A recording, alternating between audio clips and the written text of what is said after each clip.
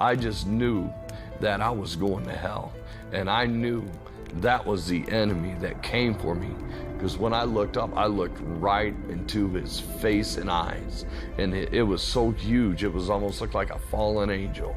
And he had the horns of a ram, and it was horrible. When I looked into his eye sockets, it was like looking into death and hell. The best way I can describe it, it was a darkness within a darkness. Randy Hicks' drug use and his eventual overdose had kept him living in darkness since early in his childhood. He grew up one of 9 children in rural Illinois with little parental supervision. I got high when I was 8 years old. 2 of my brothers had got me out in the garage smoking a bong. That was the first time I ever used marijuana. I'll never forget it. I loved it. Randy's brothers hid the goods in the garden out back, in their school bags, or even under the mattress. One time I found some white powder in there. It was cocaine. I didn't know what it was, and I touched it, and it had numbed my lips. And I was like, wow, that's some strange stuff. And one day I just happened to watch my brother sniff it, and I sniffed some too. And time I got to high school, I was a freshman, you know, people were selling it to make money. Time I was a senior in high school, I was selling big time. After graduation, Randy joined the military. I ended up being a tanker, an armor crewman, and they sent me to Fort Irwin, California. Well, up there, crystal meth was big. Well, when I got up there, I got hooked up with the wrong people. I started drinking heavier, and then I really started going on a binge with crystal meth. Oh my God, I was so addicted. It was like I couldn't live without it. I breathed it from the time I got up in the morning to the time I went to bed. I started selling stuff to get it. And they sent me to rehab, and eventually they released me from the military. It bothered me. I was like, man, I had this great opportunity to turn my life around. Why did I go back to doing the drugs? But it only got worse. Randy spent a year in jail for robbing a gas station. He was so high, he doesn't even remember holding a gun to the clerk's head. When he got out of jail, he overdosed.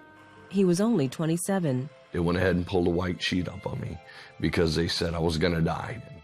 They called my family in. When I woke up, it was the most frightening moment because I looked down and I'm looking at a white sheet.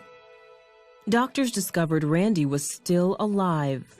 After running numerous tests, he was released. But even that near-death experience wasn't enough to scare Randy straight.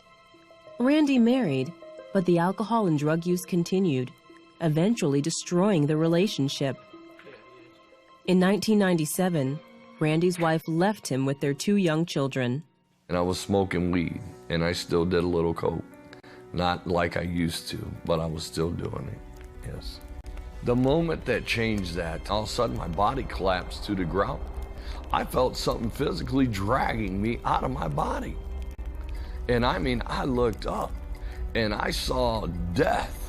And I saw hell in his eyes, and it had these huge horns. It curled around like a ram, and death just filled the room, and it scared me. I could physically feel my spiritual man separating from my flesh. I didn't feel no pain, but I felt it leaving, trembling in fear, and immediately I fell on my face, and I cried out, Jesus. I said, forgive me of my sins. God, help me with my addictions. Take it all away. Just don't let me go to hell, please. I was begging. I was crying. I did everything I knew. And as soon as I looked at the door, my door opened. And I saw this long, white, glowing robe, white. There's just no white in this world you can describe it. I knew without a doubt that the moment I cried out for Jesus, that God had showed up right there and saved me at the moment I cried out. From that moment, man, I just wanted to know God. I wanted to know Jesus. I wanted to know this one who, when I knew without a doubt I was going to hell, came for me. Immediately, Randy's craving for drugs and alcohol was replaced with a hunger and thirst for Jesus. I travel and share what God brought me from, what I went through, what it will do to you, and how Christ is the answer. When you call on that name Jesus, He is there right there. and He is ready to receive you and to forgive you of all your sins.